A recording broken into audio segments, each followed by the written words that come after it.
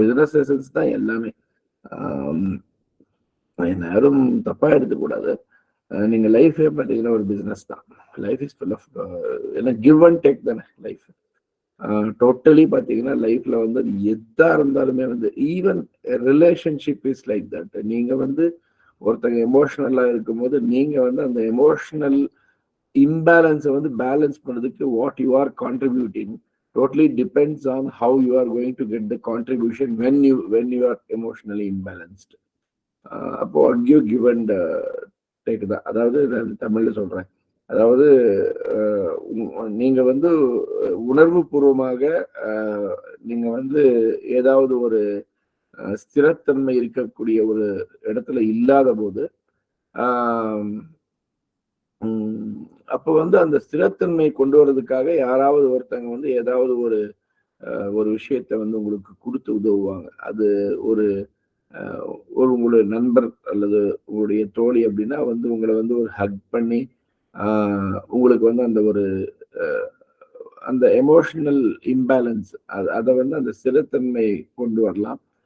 அப்போ உங்களுக்கு கொஞ்சம் அது என்ன ஆகும், இட்ஸ் லைக் ஓகே ரைட்டு, நமக்கு மக்கள் இருக்கிறாங்க அப்படின்ற அந்த ஒரு ஃபீலிங் நமக்கு வரும்.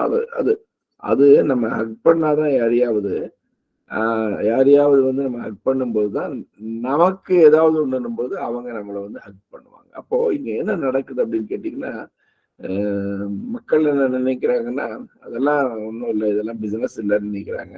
பட் நீங்க டீப்பா யோசனை பண்ணி பாருங்க, கிவ் அண்ட் டேக் தான். ஸோ நம்ம வந்து அவங்க வந்து ஒரு இதுல இருக்கும்போது நம்ம வந்து அவங்கள வந்து தட்டி கொடுத்துருப்போம், இல்லைன்னா வந்து ஒரு பாராட்டு, அதே போல ஒரு கட்டி பிடிச்சி ஒரு ஆறுதல் சொல்லியிருப்போம்.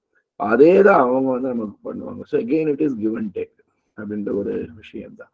So business again it is business.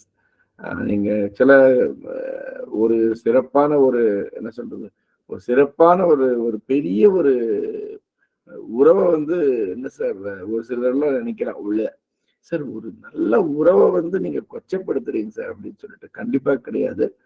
But reality எனக்கு அப்படி ஃபீல் ஆகுது. இப்ப வந்து அது தந்தை தாயாக இருந்தாலும் கூட அப்படிதான் அது நடக்குது. எனக்கு தெரிஞ்சு ஒரு இடத்துல மட்டும் வந்து பாத்தீங்கன்னா அது இல்லாம நடக்குது. அது எதுன்னு கேட்டீங்கன்னா தாய் அப்படின்ற இடத்துல வந்து அது இருக்கிறது இல்லை. அது அந்த ஒன் பிளேஸ் வந்து ரொம்ப பெரிய எக்ஸெப்ஷன். அது தாய் வந்து அது ஒரு பெருசா நம்ம இது வந்து கொடுத்தாலும் கொடுக்கலனாலும் அந்த இடத்துல வந்து தாய் வந்து அது வந்து இட்ஸ் எ ஸ்பெஷல் ரிலேஷன்ஷிப்.